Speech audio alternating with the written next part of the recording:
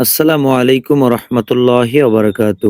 আল্লাহর রহমতে আশা করি আপনারা সবাই ভালো আছেন। আপনারা হয়তো অবগত আছেন যে আমরা আল খিদমা যুব সংঘ এর ভবিষ্যৎ পরিকল্পনা ও কার্যক্রমকে আরো সুসংগঠিত করার লক্ষ্যে বর্তমানে ব্যস্ত সময় পার করছি। সংগঠনটি যেন তার মূল লক্ষ্য ও উদ্দেশ্যের দিকে দৃঢ়ভাবে এগিয়ে যেতে পারে, সে কারণেই সাম্প্রতিক সময়ে নিয়মিত ভিডিও আপলোডের জন্য পর্যাপ্ত সময় দিতে পারছি না।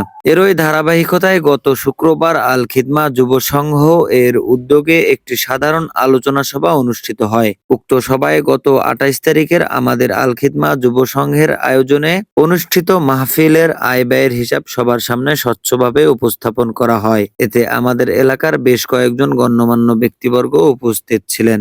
সবাই উপস্থিত সম্মানিত ব্যক্তিবর্গের সমন্বয়ে আমাদের সংগঠনের একটি উপদেষ্টা কমিটি গঠন করা হয় এবং একই সঙ্গে কার্যকর কমিটির সদস্যদের নাম ঘোষণা করা হয়। এছাড়াও আমাদের সবার প্রিয় বড় ভাই জনাব মারুফ ফেরদৌস সৌরভ অত্যন্ত গুরুত্বপূর্ণ ও নির্দেশনামূলক উপদেশ প্রদান করেন। পরিশেষে বিশেষ দোয়ার মাধ্যমে সবার সমাপ্তি ঘোষণা করা হয়। এছাড়াও সবাই একটি স্থায়ী ঠিকানায় আমাদের অফিস ও পাঠাগার নির্মাণের বিষয়ে বিস্তারিত আলোচনা হয়।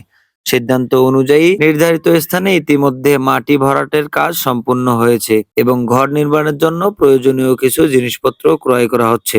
ইনশাআল্লাহ অচিরেই পাঠাগার নির্মাণের কাজ আরো এগিয়ে যাবে। সবকিছু শেষে উপস্থিত সকলের জন্য খিচুড়ির ব্যবস্থা করা হয় এবং তা সকলেই একসাথে গ্রহণ করেন।